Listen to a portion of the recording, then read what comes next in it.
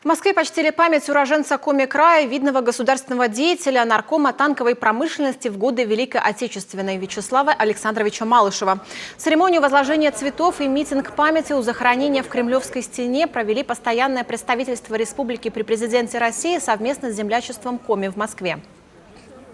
Для нас это важно – сохранить правду о той победе, о том вкладе, который наши земляки внесли в Великую Отечественную войну. Я думаю, что это бесценно, и пока мы это будем помнить и будем передавать нашим детям, память об этом и память о подвиге наших людей будет жива.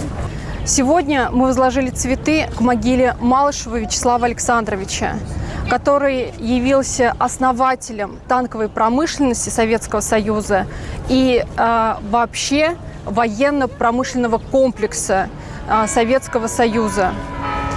Отрадно, что в этой акции мы видим очень много детей, которых приводят родители, бабушки и дедушки. Возложение цветов у Кремлевской стены открыло ежегодный патриотический проект «Неделя памяти». В это время сотрудники представительства Коми посещают захоронения наших знаменитых земляков в Москве и Московской области, вспоминают их подвиги и ухаживают за могилами. Проект «Неделя памяти» начался в 2009 году с кончины нашего уважаемого героя Советского Союза Макара Андреевича Бабикова. И на Троекуровском кладбище мы только тогда узнали, что из республики Коми у нас покоятся 3 героя Советского Союза.